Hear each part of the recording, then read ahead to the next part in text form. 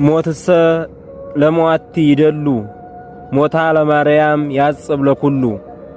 ለሟችስ ሞት የተገባው ነበር። ነገር ግን የእመቤታችን መሞት ለሁሉ ያስደንቃል። ውድ ኦርቶዶክሳውያን በዛሬው ዕለት የምነግራችሁ ታሪክ ሞት በጥር በነሐሴ መቃብር በሚል ርዕስ የእመቤታችንን ረፍት በዚች በጥር 21 ቀን በአስተርዮ ማርያም ዕለት እመቤታችን እንደ ሰው ልጅ እንደ አዳም ልጆች ሁሉ ሞትን የቀመሰችበትን ታሪክ እነግራችኋለሁ።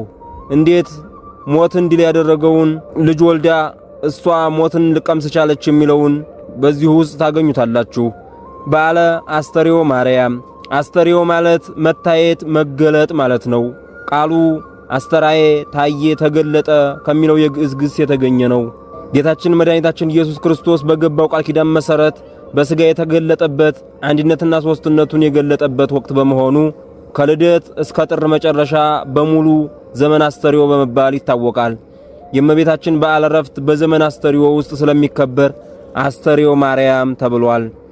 ልቡናዋ በይኩነኒ የጸና ንግሥት የሆነች እመቤታችን ንጽሐ ሥጋ፣ ንጽሐ ነፍስ፣ ንጽሐ ልቦናን አስተባብራ የያዘች ወላዲት አምላክ ምንም እንኳን የአምላክ እናት ብትሆንም ሞተ ሥጋ ለሁሉም ዕጣ ፈንታ በመሆኑ በቃል መነገሩ በልብ መታሰቡ ከፍ ከፍ ይበልና ጌታችን መድኃኒታችን ኢየሱስ ክርስቶስ ተንሥኢ ወንኢ የነፍሴ ደስታ የሆንሽ ውድ እናቴ ሆይ ተነሺ ወደኔ ነይ ብሏታል።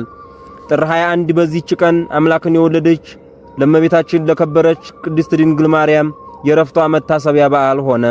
ያን ጊዜ እመቤታችን በልጇ በጌታችን በፈጣሪያችን በመድኃኒታችን በኢየሱስ ክርስቶስ በከበረ መቃብሩ ቦታ ስትጸልይ ከዚህ ዓለም እንደምትለይ መንፈስ ቅዱስ ነገራት። ከዚህም በኋላ በደብረ ዘይት ደናግል መጡ። ጌታችን ነግሯቸዋልና እሷም ነገረቻቸው። በዚህ ጊዜ እመቤታችን እንዲህ ብላ ጸለየች። ልጄ ወዳጄ ሆይ ፈጣሪ ኢየሱስ ክርስቶስ ልመናዬን ተቀብለህ ደቀ መዝሙርህን ዮሐንስን በዚህች ሰዓት አምጣው። እንዲሁም ሕያዋን እንዲሆኑ ሐዋርያትን ሁሉንም ነፍሳቸውን የለየሃቸውንም አምጣቸው። አንተ የሕያዋንና የሙታን አምላክ ነህና ለአንተ ምስጋና ይሁን ለዘላለሙ አሜን። በዚያም ጊዜ ከኤፌሶን አገር ዮሐንስ ደመና ተሸክማ ወደ እመቤታችን አደረሰችው። ሰገደላትና በፊቷ ቆሞ እንዲህ አላት፣ ሰላምታ ይገባሻል። ጌታችንን ፈጣሪያችንን መድኃኒታችን ኢየሱስ ክርስቶስን የወለድሽው ጸጋን የተመላሽ ደስ ይበልሽ። አንቺ ከዚህ ዓለም ተለይተሽ በክብር በምስጋና ወደ ዘላለም ሕይወት ትሄጃለሽና ይህም ስሙ ክቡር ምስጉን የሆነ ጌታችንና ፈጣሪያችን ድንቆች ተአምራትን ባንቺ ላይ ከገለጠ በኋላ ነው። እመቤታችን ቅድስት ድንግል ማርያም ይህን በሰማች ጊዜ እጅግ ደስ አላት። እግዚአብሔርንም እንዲህ ብላ አመሰገነችው። ፈጣሪዬ ጌታዬ ላንተ ምስጋና ይሁን። አንተ የለመንኩህን ሰጥተኸኛልና አሁንም ነፍሴን ተቀበል። ወደ ሰማይ ወደ አንተ ሊያሳርጓት ከሚመጡ መላእክቶች ጋር በመምጣትህ የምለምንህን ሁሉ ስጠኝ። በዚህን ጊዜ ከሰማይ እንዲህ የሚል ቃል መጣ። እነሆ አሁን መላእክት ይደርሳሉ፣ ሐዋርያትም ሁሉ ከምድር ዳርቻ በደመና ተጭነው ለሰማይና ለምድር ጌታ ለኢየሱስ ክርስቶስ እናት ወደ ሆነች ወደ ቅድስት ድንግል ይደርሳሉ። ወዲያውን ሁሉም ሐዋርያት የሞቱትም ከመቃብራቸው ተነስተው ወደ እመቤታችን ደርሰው ሰግደውላት አምላካችን ካንቺ የተወለደ ጸጋን የተመላሽ ሆይ ደስ ይበልሽ፣ እርሱ ከዚህ ዓለም ለይቶ ቃል ኪዳን እንደሰጠሽ በክብርና በምስጋና ከእርሱ ጋር ያሳርግሻልና አሏት። በዚህም ጊዜ እመቤታችን በአልጋዋ ላይ ተቀመጠች። ሐዋርያትን እንዲህ አለቻቸው፣ ፈጣሪ ኢየሱስ ክርስቶስ እንደሚመጣ እናንተንም እንዲያየኋችሁ እንደማያችሁ አሁን አወቅኩ። ከዚህ ከሥጋዬ ወጥቼ ወደ ዘላለም ሕይወት ሄዳለሁ። ነገር ግን ትነግሩኝ ዘንድ ይሻለሁ፣ ከዚህ ዓለም እንደምለይ ከወዴት አወቃችሁ?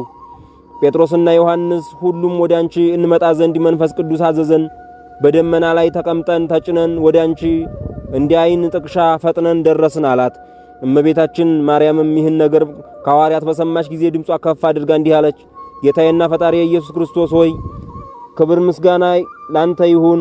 ስምህ የተመሰገነ ነውና ፈጽሜ ያመሰግንሃለሁ።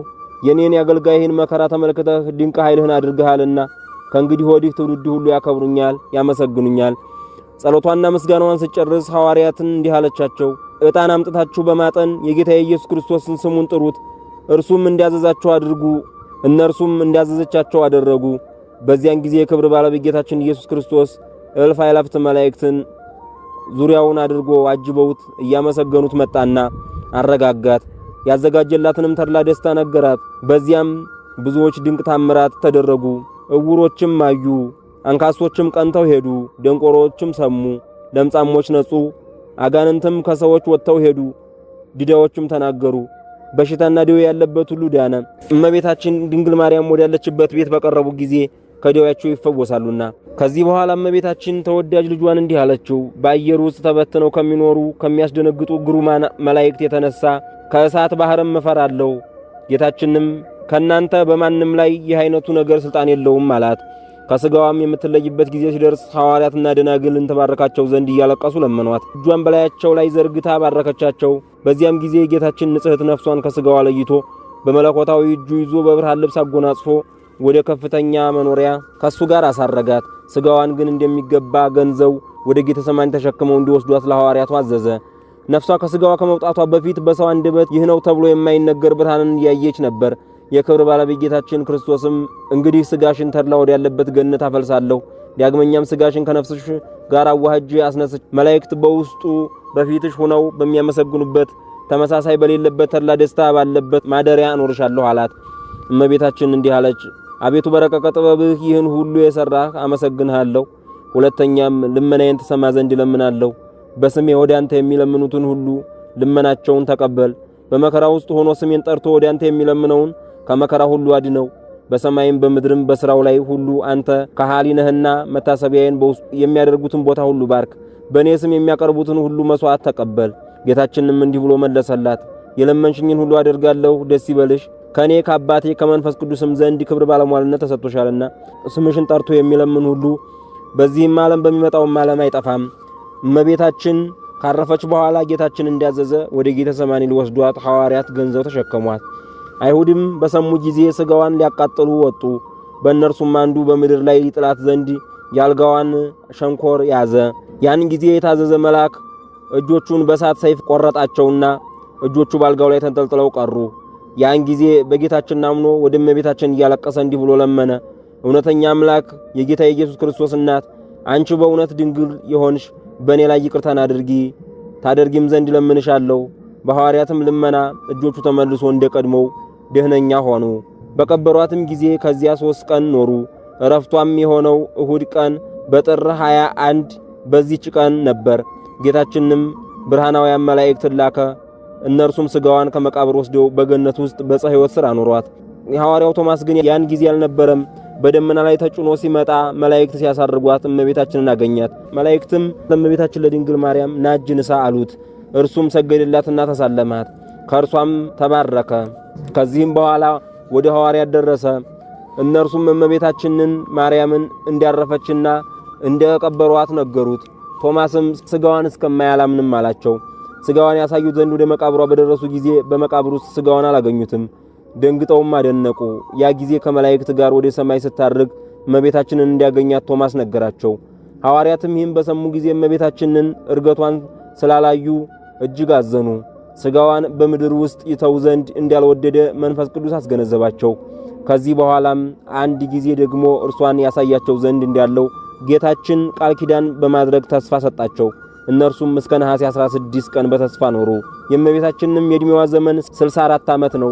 በአባትና በእናቷ ቤት 3 ዓመት ከ7 ወር፣ በቤተ መቅደስ 12 ዓመት፣ በዮሴፍ ቤት 34 ዓመት ከ3 ወር። ከጌታችን እርገት በኋላ በወንጌላዊ ዮሐንስ ቤት 4 ዓመት ኑራለች። ቅዱስ ዳዊት ነኪር ነገሩ በእንቲአኪ ሀገረ እግዚአብሔር ብሎ በመዝሙር 86 ቁጥር 3 ላይ እግዚአብሔር ማኅፀንሽን ከተማ አድርጎ 9 ወር 5 ቀን የኖረብሽ ሆይ ስላንቺ የተደረገው ነገር ጹብ ድንቅ ነው እንዳለ እመቤታችን ቅድስት ድንግል ማርያም የአምላክ እናት ሆና ማረፏ ይደንቃል።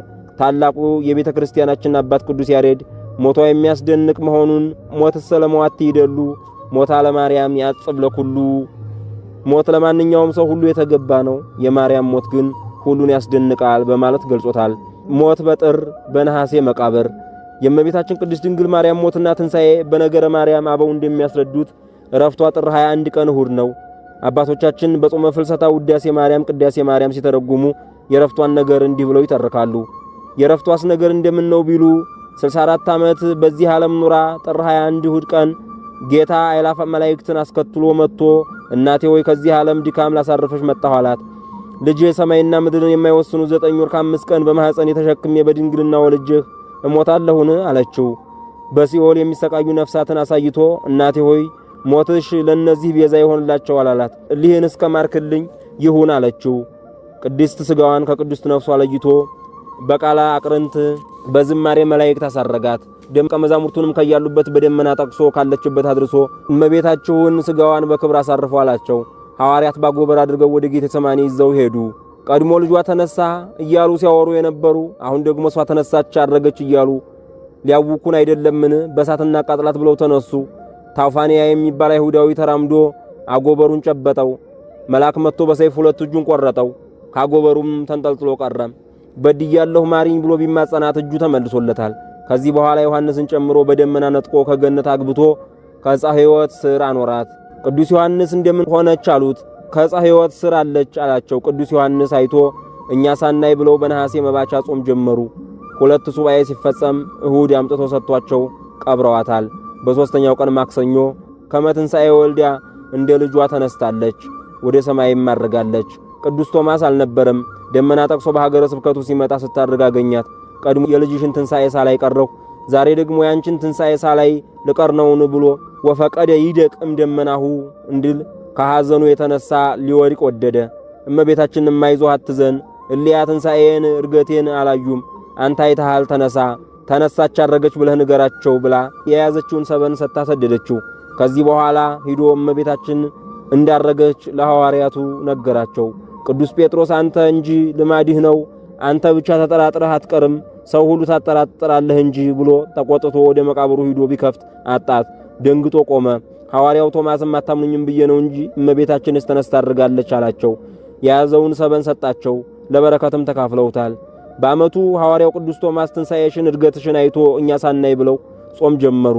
በ16ኛው እመቤታችንን መንበር አድርጎ ቅዱስ ጴጥሮስን ካህን ዘይትራድኦ ቅዱስ እስጢፋኖስን ሰራኢ ዲያቆን አድርጎ በዚያው ዕለት ቀድሶ አቅርቧቸዋል። ቤተክርስቲያን ይህን መታሰቢያ አድርጋ በየዓመቱ ታከብረዋለች። የኃጥአንን ለቅሶና ሐዘን አይተሽ ስለ እነርሱ ድህነት መዳን ረፍት በሐሴት የተቀበልሽ እመቤታችን ሆይ ሐዋርያት በሱባኤ ትንሣኤሽን ለማየት በቅተዋልና እኛንም በዓለ ረፍትሽን አክብረን ልጅሽ በሰጠሽ ቃል ኪዳን በቀኙ እንቆም ዘንድ ለምኝልን። አሜን።